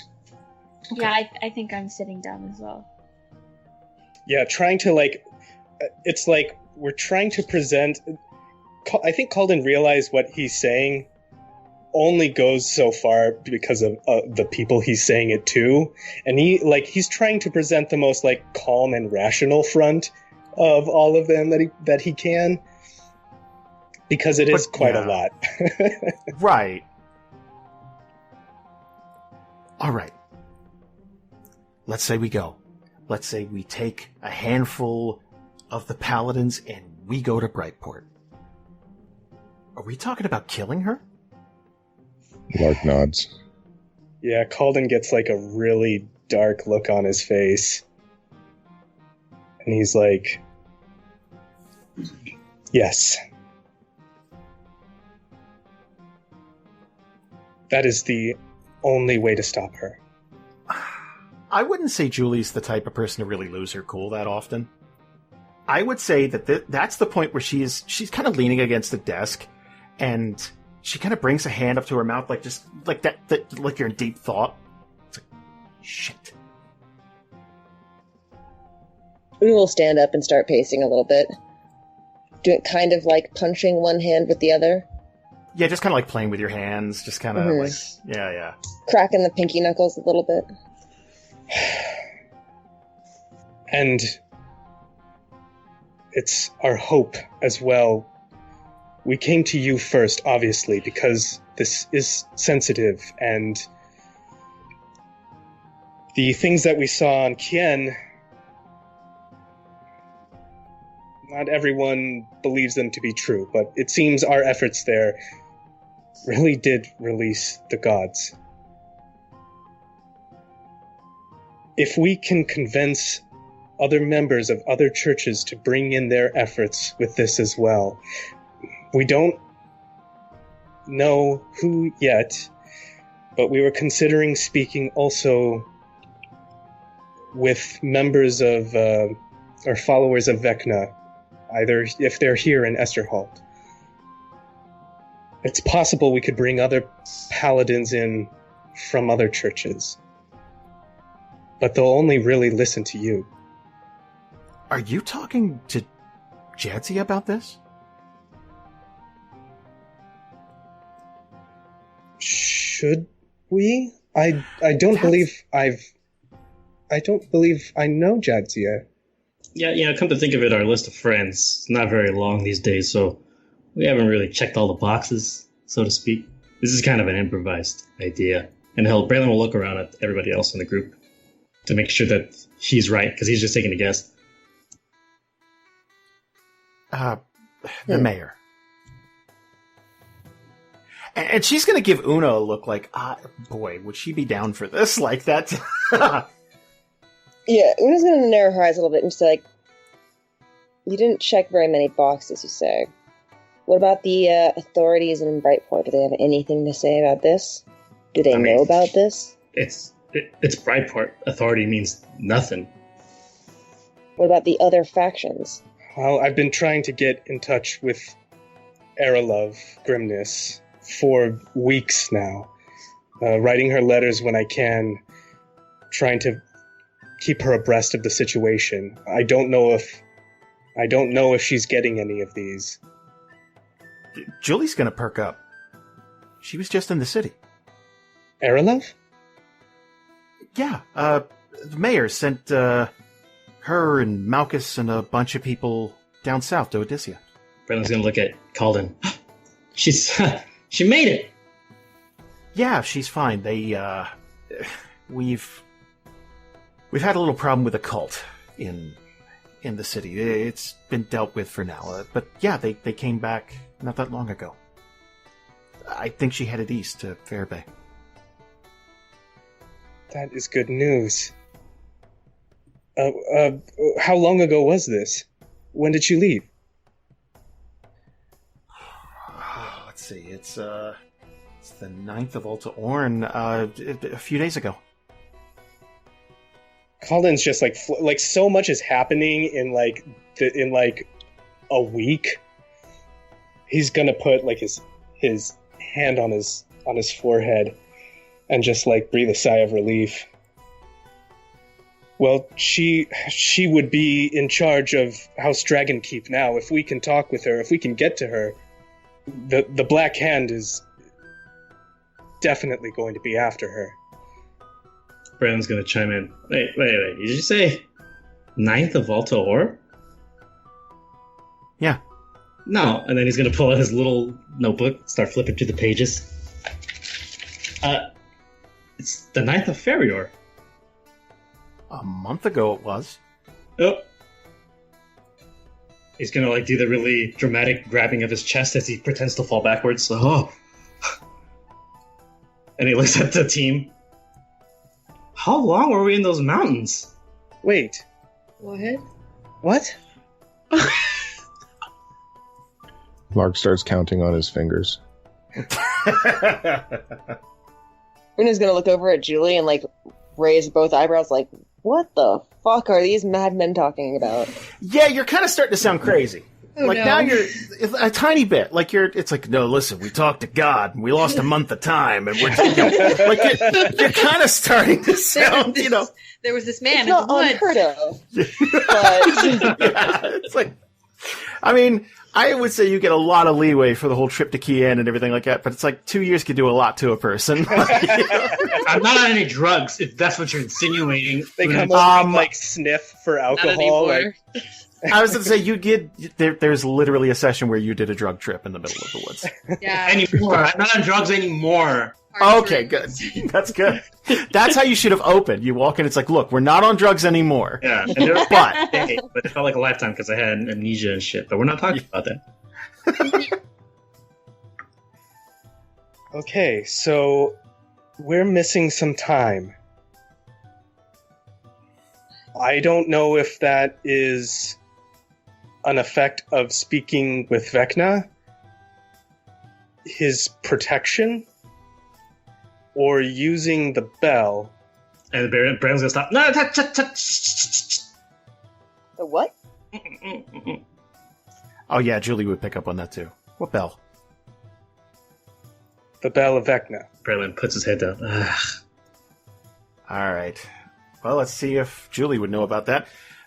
You want to do a roll for Una? Sure. Una would actually know about this. Hey, fuck yeah. So maybe somebody left a religious pamphlet on top of a toilet or something. Have you heard the spooky word?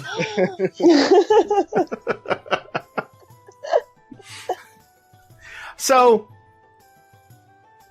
oh God. Yeah, exactly. You're catching on in the chat. You guys got it. So the Bell of Vecna was it's an artifact that is essentially a tool to try and bring someone back from the dead. You're sort of violently wrestling a soul away from the afterlife and all that. The problem is, if you perform the ritual even a little bit wrong, really bad shit can happen. Like demons can be summoned, an entire city, let's say, could be twisted and shredded, and the bodies be stitched back together into soulless golems that walk around trying to kill things. Very specific, thank you. Very specific, but that's just a for instance. A furry instance? A furry instance. So it's like, it's one of those big red buttons you just don't fuck with? Well, some people don't fuck with it. Some people... We got stuff from using it, though. Yes, I think that's how Una would interpret it. It's like, yeah, don't touch that. Is it multi-use? Like, could you ring it multiple times? Not if you've used it before. We determined that everyone gets one turn. Okay, how many times? No, I'm kidding. Actually, I could say the character. That was a joke. That's just a Braylon thing. Essentially, you have to perform the ritual again, but yes, technically you could. Okay. So they didn't destroy it in the process, just making sure. Yeah, no. Okay. Hearing that, Una will just suck in air through her teeth and just start shaking her head. Oh, fuck. And then look over at Julie for kind of confirmation to see if Julie knows what's up. Oh, she wouldn't.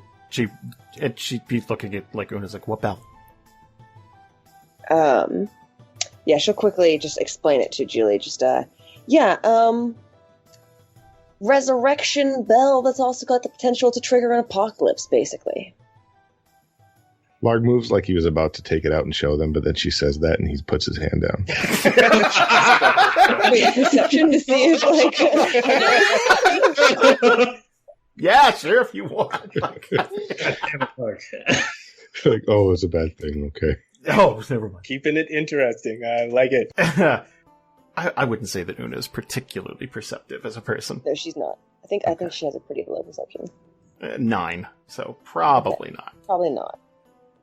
Yeah, she's shaking her head anyway. Still, just kind of shocked that anyone would use this. I've done some stupid shit in my time, but oh my god. Well, the first time was actually. Have you heard about Dawnhurst? The first time? No. First time was not us. We actually fixed that problem. Right. We actually fixed that. Yeah. Back at Elena, who else was there on the ground floor? Elena and Larg, we fixed it, right? Like, we were there. We handled that one. Yeah, we mostly fixed it.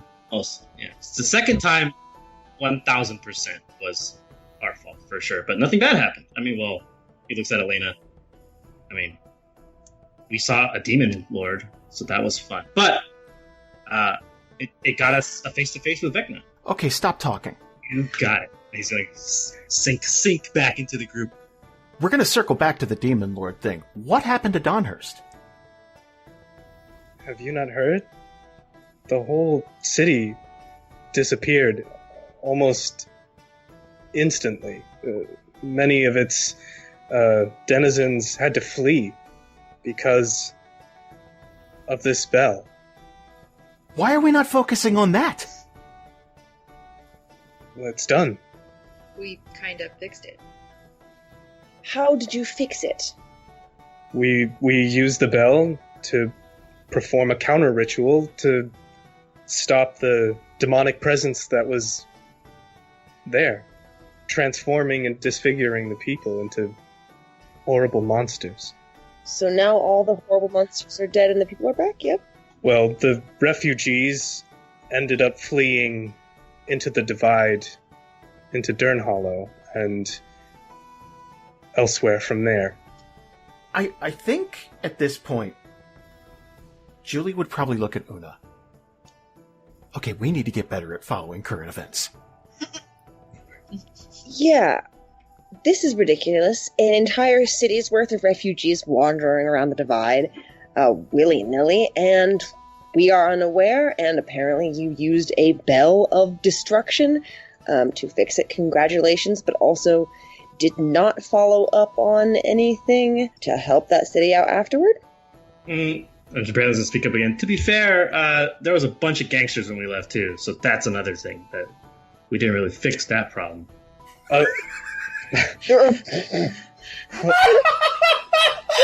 And here's where it ties all together. They were actually mercenaries hired by the Black Hand to kill Braylon and I, and to take the bell to the Black Hand herself. That is... Sorry, go ahead, Ian, sorry. Yeah, that is why they had come to Donhurst, was to pilfer the bell, safe kept there in the city, and use it, we assume, to help in her war to summon more abominations from the abyss. Okay, at that point... Oh my god. Yeah, that's... Julie's going to kind of stop leaning on the table and kind of slap the side of it. Okay, there's our jurisdiction. Ah, I see. So, they attacked you. Yes, they tried to have us killed. They tried to have us assassinated on the road and ended up killing one of us. He gestures over to Larg. He raises his hand a little. Death number one. There's been give him a little point. There's been a lot of that in our journey. Larg will actually clear his throat. The first time Arathis came to see me and asked us to do what we're doing now, and we were on our way down to do it, and then, then we met a dragon and we died again. And he'll glance over at Braylon, but that's when the whole thing with Vecna happened. So, Arathis asked us to do it. Vecna asked us to do it. We also have, we think, Morden on our side too, and he'll gesture over to Elena. So, I think that there's no reason not to, because we have the gods on our side. So, yeah. As this conversation goes on, this group sounds more and more crazy homeless guy. Yeah, I was just gonna say, it's really like, they seem like they've come out of something really traumatic. And Yeah. like, okay, look, we've got the gods on our side now. We've got everything lined up. We've got this huge ass weapon that we can use at any time, and we're ready to go. And it's like, okay, put it down gently. Yeah, I don't know if paladins are which need maybe counseling, but I feel like Larg would probably start to realize how crazy he sounds 3/4 of the way through that, and maybe kind of like maybe elbow Elena to be like, "Short the sword." It's been a rough year. Yeah, it's been a really long year. You have anything to eat? Don't touch my bags!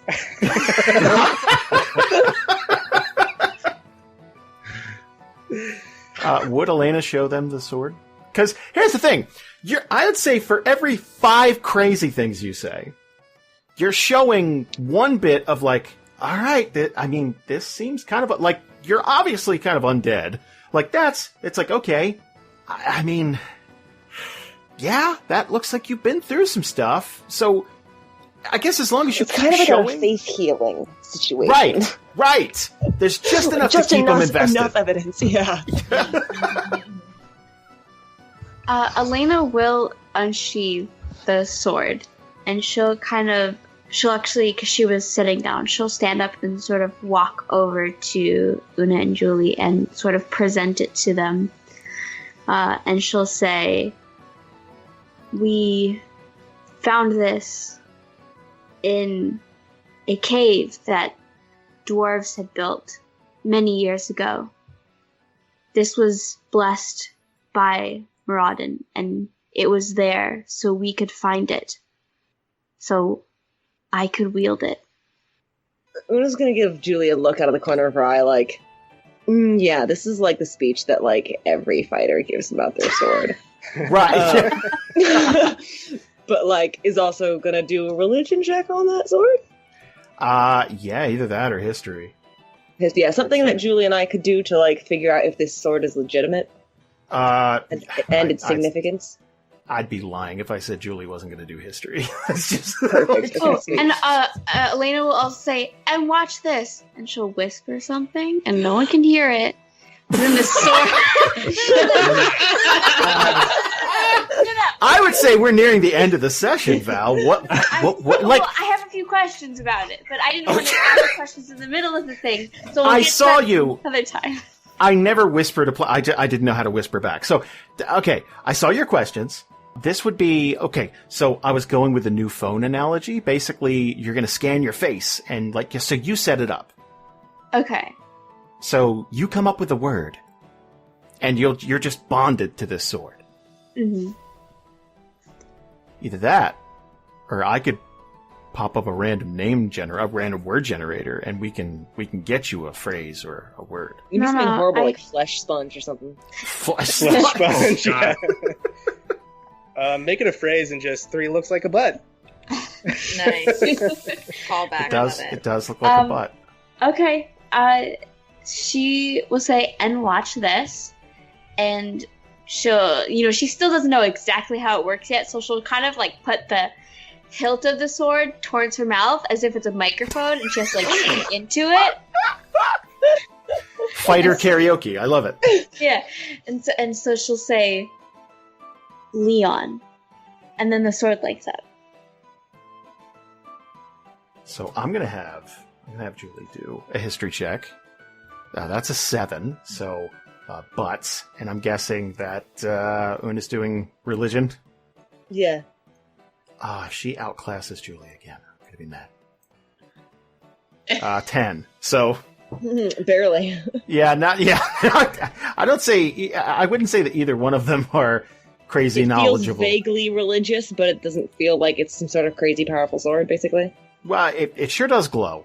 We know that. Oh, great, you got a neon sword. 5. I mean, I would say, 1, it is silvered, and it is like this, like, you probably didn't buy this in a shop. Mm-hmm. And it's probably got some inscriptions and stuff. And, Jesus, Julie would say, okay, I wouldn't show that to Arceus over at the temple, because they will take that. I think you're on the level here.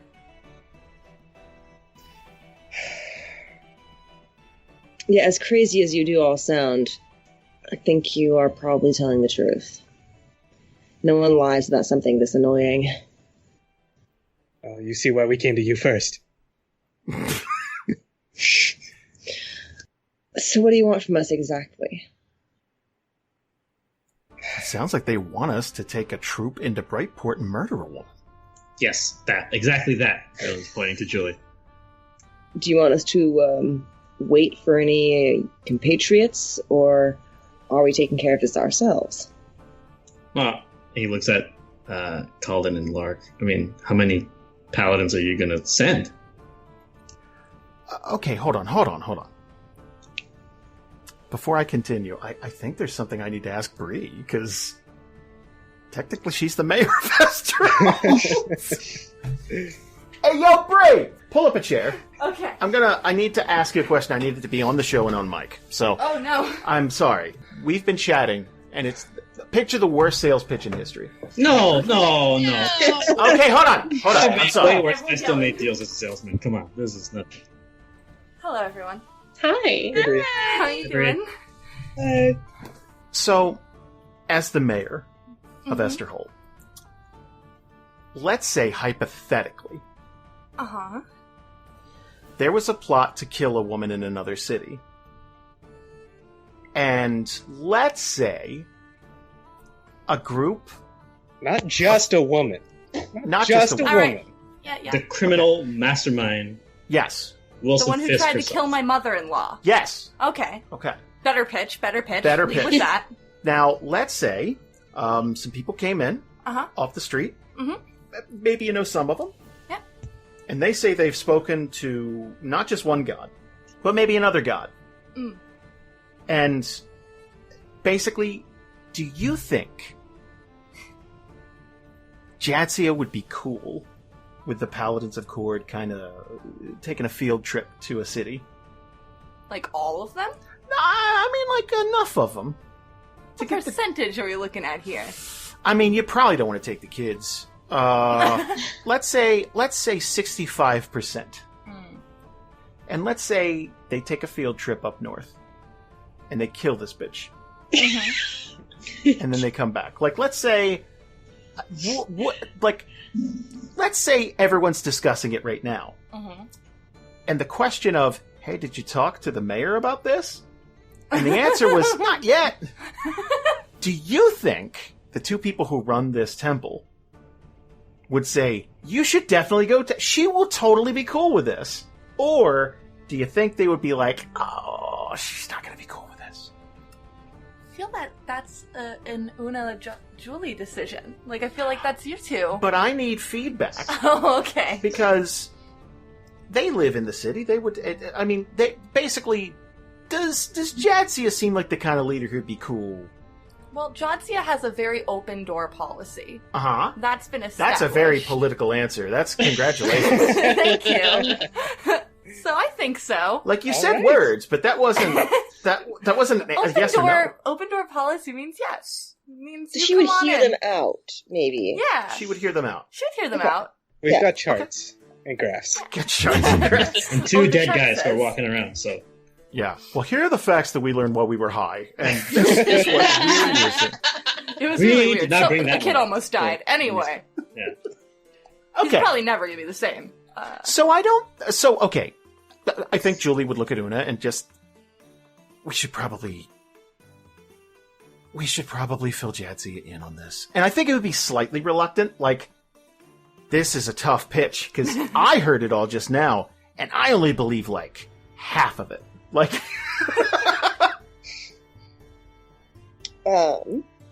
Una's been, like, just looking at them kind of individually in this time, trying to take them all in and, like, get a general idea for, like, the vibe of the group.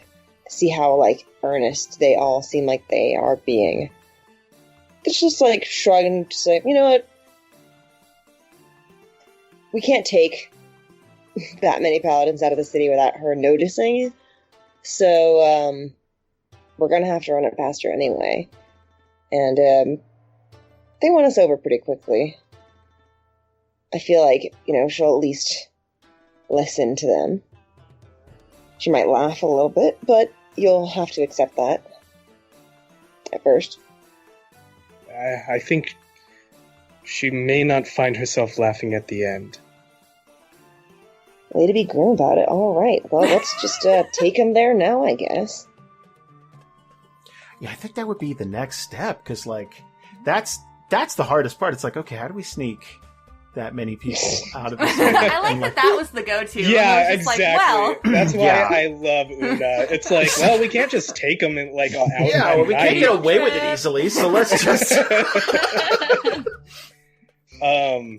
Kalden will nod his head and look at them both and say, thank you for speaking with us. Thank you for listening to us. I know this is difficult to process. We will look for your guidance in this meeting with the mayor of Esterholt. I think with the strength of Cord and Arathis, the blessings of Moradin, and the hand of Vecna, and he'll pull off his glove and... Oh, come on. Put it out on the table. And what's revealed under the glove is from the elbow down, protruding out of his sort of cold and pale flesh is a bare skeletal arm. Wow, that got worse. I like he had you with the word protrude. Yeah, I was waiting, and that was not good. Oh, man. He'll say, we may stand a chance to save this world once again. I think Julie would look at that arm and say, why didn't you lead with that? End of episode. All right, I'll be here next time. Okay, bye. Bye, Bree. Okay. For brevity's sake, let's go over to the mayor's office. And I would say this time of night, or of the day, sorry. So it's in the morning. It's pretty ordinary office hours. I wouldn't say that Seraph or Valis would be there because they have things to attend to, but you're going to see this tiny little demon running around the office. And if you... So, okay, apparently there's an open door policy. I don't know if that's to be taken literally. There's a sign that says, come on in, with a smiley face. There's like lemonades and stuff. Like it's just... So, who's walking in first? I think it's the Paladins. Okay, that makes sense. Julie and Una, I would think. That makes sense. So if Julie were to open the door, you're going to hear this skittering, and then and it's going to it's Pippin. Oh my god! I just realized that. Yeah, Bree just got a puppy, and it does exactly that. It's I can't believe I didn't name him Sheldon. Oh my god! Art imitates life. Oh, cute little goblin. He is a goblin. I've called him a goblin from day one. Yeah. His Instagram is at GremlinPip, in case anyone wants to follow him. I love his dumb little face. Perfect. Oh, man. He shouldn't exist. Anyway. So, he goes against God's and neither plan. should Sheldon. So yeah, so I think Julie would kind of kick him away. Not like kick, but just like when a cat gets in your way, it's like, okay, move. You kind of scoot it.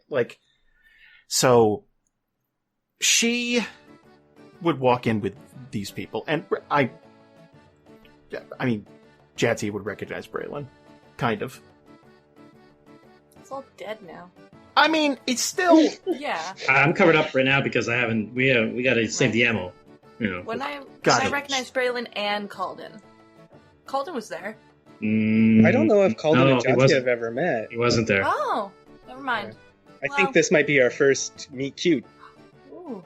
The last time Jadzia had a meet cute, she stabbed her future husband. So, Julie would give this setup. It's like, okay, hear these guys out.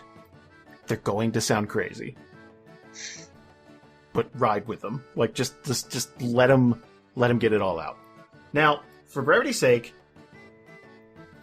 give the elevator pitch of what you want and why you want it. I like to imagine that's still Julie. Like, she turns to them and she's like, I don't know what an elevator is, but I want you to pitch it. Yeah. They've got one in Umanero. It's crazy. Oh. Okay. Kalden, like, takes a deep breath. Do you want this in character, or do you want this just to Bree? Let's do it in character. Okay. Kalden, he's got his glove on, and he, like, looks down at it, and he looks at Julie to start with. Like, she said he should have led with this. So he's kind of, like, looking at her for a cue. To Julie? Yeah. I'm sorry, what cue? He, like, looks down at his gloved hand and looks just up like at Julie, okay, yeah. like, is this a good idea? Right. Yeah, it's like, yeah, do that. Like, just kind of like, let's cut to the chase, because, man, there's a lot to get to, basically. Got it. He nods and pulls off his glove and gestures out with his palm open, as much of a palm as it is, and says, we've been involved with the Black Hand for quite some time. She has tried to have us killed many times. She's killed people that we care about in Brightport, and she is summoning demons to her aid to take over not only the city, but raise the entirety of this world. We have traveled long, and our journey has been arduous.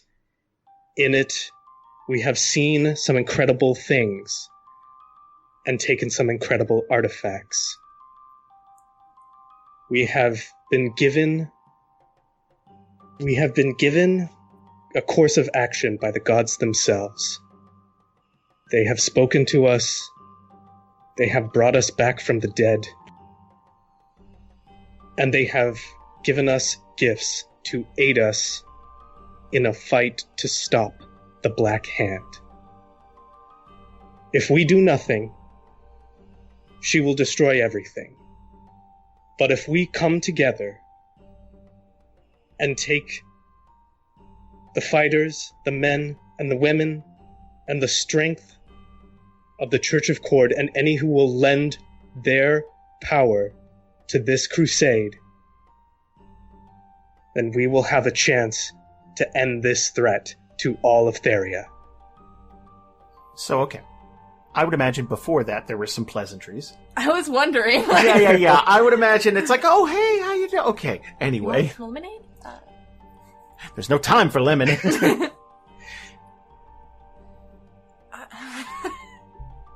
That's a lot. Yes! So I imagine Jadzia, like, as... At first, honestly, she's not super impressed with the skeleton arm, because she has a pet demon that just came at you. So she's like, yeah, and? But as you go on, she's going to look more serious and sit down at her desk. I've known of the Black Hand for some time now, and I would be lying if I said I didn't want her dealt with. That said, I imagine you propose taking the Paladins of Cord, and I'm sure you recognize that they are our primary means of defense for this city. What is it exactly that the Black Hand is doing right now? Do you know? Her actions are seemingly hidden, even from the gods themselves. However, we know she is using demons to do her bidding. She is in league with a very powerful one. We don't know their name. We don't know their face.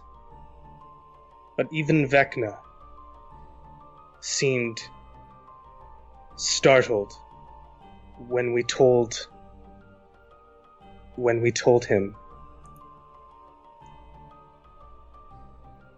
about what we had seen.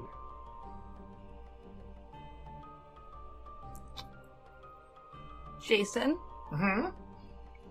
What are the chances Jadzia would make some sort of connection off the bat? Or do you think she would need more information? What do you mean? Bitch, does she know it's Darmok? Oh! Powerful demon. Merrick did send her a message about the demon library. Yep.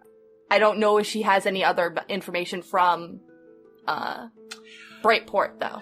Boy, you know what?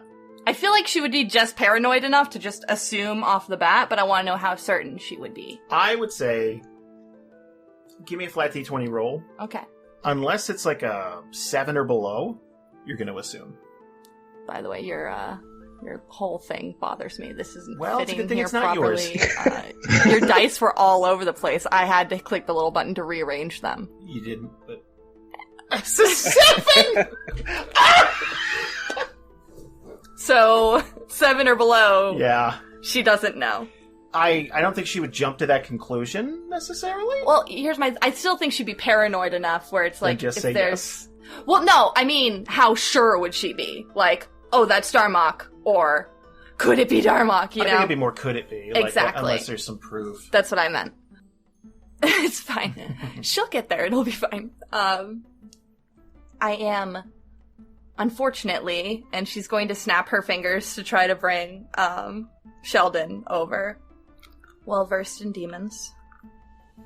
Is there anything else you could tell me about her patron? And she's gonna kind of wave her hand, like, I recognize that's not the right word, but that's not the point right now. Unfortunately, we don't know much. Just that it is a powerful presence. And it holds this power in long, slender hands. Nails filed to points that seem to dig in even to her very soul. Jadzia is going to go completely pale. Like I said, what she feared, but as soon as you say nails, she's like, fuck. And she's gonna sit up a little straighter. Alright, take them. Just like that? Yeah! Okay. Well, shit. I think Julie would look a bit shocked at that. Like, it's like, wait, just like that? We're all shocked. Like, Kalden did not expect that Braylon, at all. Braylon looks at Larg. Yeah, dude, let's mount up! And he, starts fake punching his chest. We will need to and he's obviously, like, a little flustered, like, we'll need to coordinate with you and Julie and Una, of course. But, yes. Thank you. Do you know something about this particular demon? Jadzia is going to gulp and look up to Julie. Julie, have you seen my husband?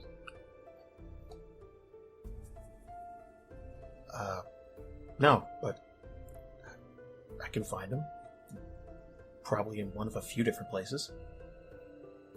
Could you please? And Julie's not great at comforting people. A little more academic, I guess, but kind of hold out a hand. Yeah, no, I'll get him. It's fine. How would the rest of the group be reacting to this? Well, I was going to say, if there is, like, because I'm seeing this person sort of sitting there, go pale, and then panic. If there was, like, a water jug nearby, Tatiyana would pour the mayor a glass of water. And Jadzia would just, like, kind of mumble, like, a thank you. I feel like she might give Una a look, but I'm not even sure if Una knows the full extent of what's going on with Darmok right now.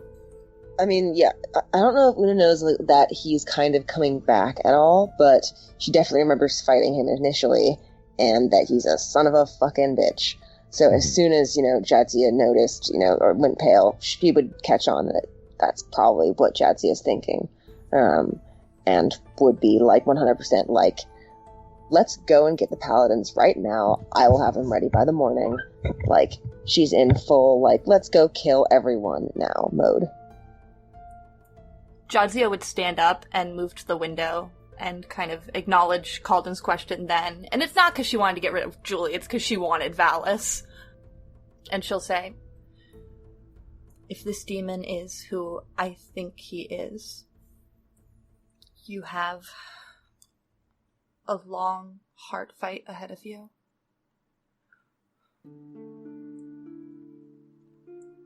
I have some notes I could give you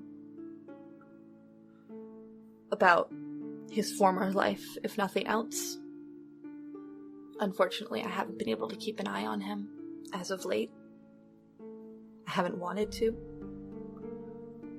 Wait, what do you mean former life? It's a demon. Not always. His name was Darmok. He was my husband.